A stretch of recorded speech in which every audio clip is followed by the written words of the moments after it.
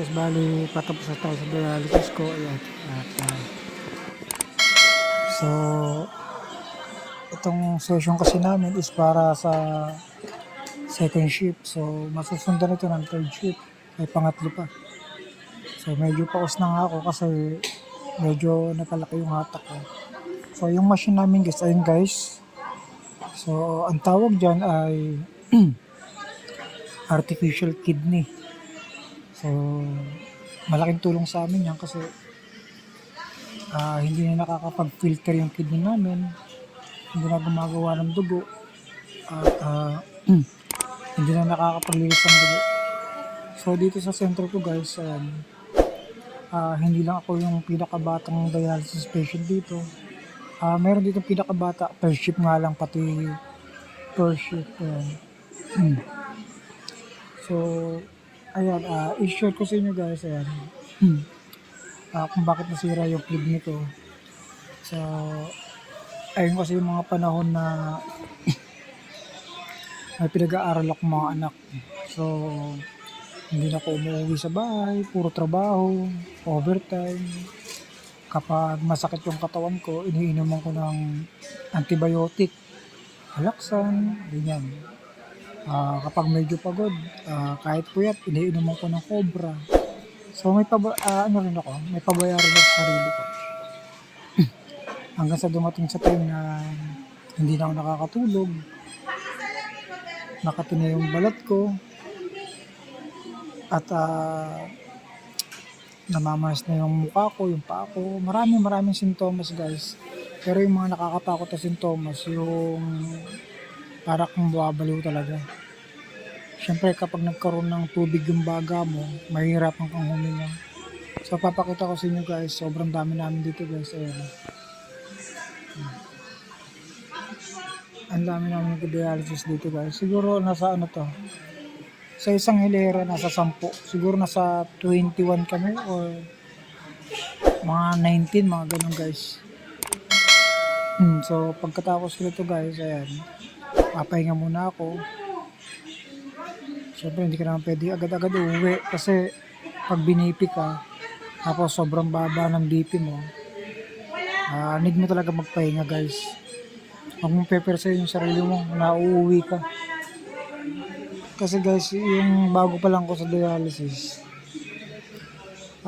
minsan kapag natapos ako sa dialysis, umuwi ka agad ako. So ang nangyayari sa akin, hinihimatay ako or nagigising na lang ako sa center, sa bus terminal, sa palengke. Maraming beses na.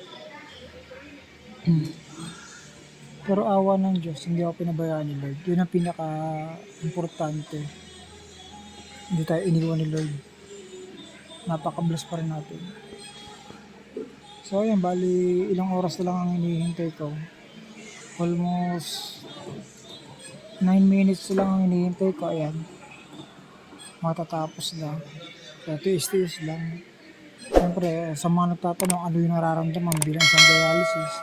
Pag dinadialysis, siyempre nandiyan yung nahihilo, nangingitim, nahihirapang huminga kasi nga nagkakaroon ng heart failure.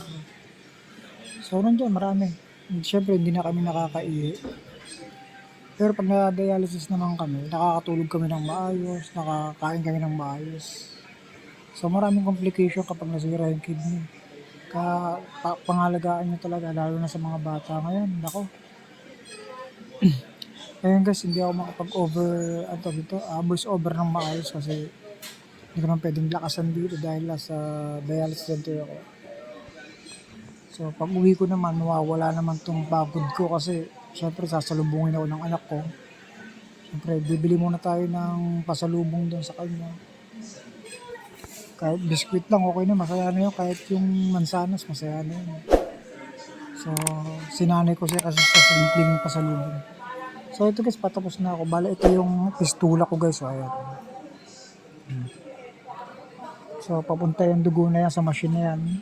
Tapos pag lumabas yung dugo dyan sa machine, malinis na. Pero almost 4 hours din yung dialysis namin guys. Sobrang tagal din. 4 na oras. Kailangan mo talagang pagtiyagaan. So sa mga nagtatanong ilang beses ako nagda-dialysis. Sa loob ng isang linggo, 3 beses. Martes, Webes, Sabado. Puro second shift. Matagal na rin mag-dialysis guys. Sobrang hirap syempre. Yung una may bayad. Buti nandyan yung kapatid ko. Pero kahit pa paano, malaking abala pa rin para sa kapatid ko kasi syempre may pamilya rin siya. Pero awa ng Diyos na bago yung PhilHealth, nagamit namin ng maayos. So, talagang mahirap. Pero kailangan lumaban. Kasi kung hindi ka lalaban, ikaw rin yung mahirapan.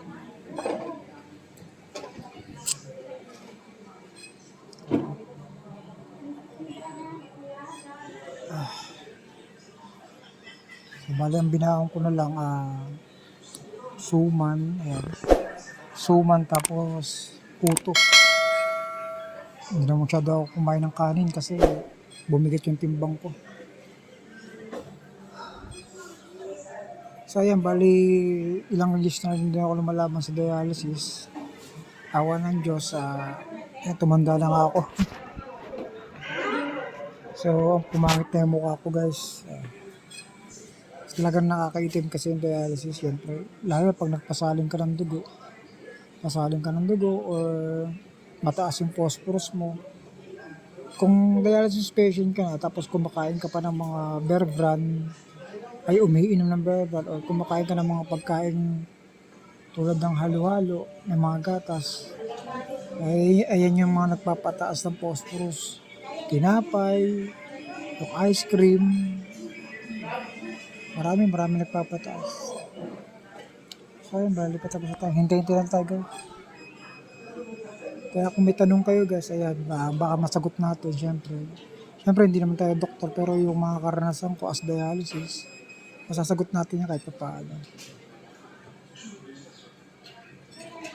Sana matapos na, ayan na.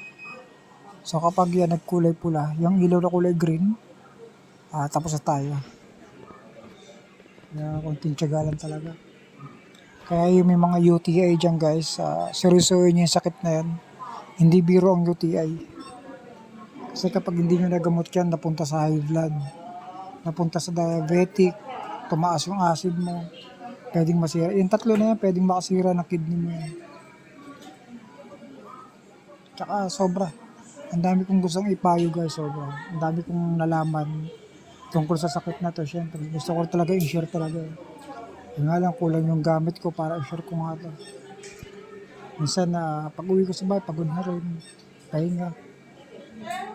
Pero hayaan nyo guys, gagawa ko ng video para masagot ko yung ibang katanungan nila dito. Sobrang napuno na rin kasi yung mga ibang tanong nila dito. Okay lang.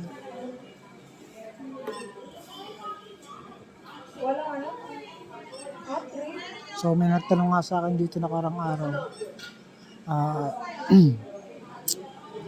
Tawag dito, bakit daw binubutasan sa leeg pag dinadialysis?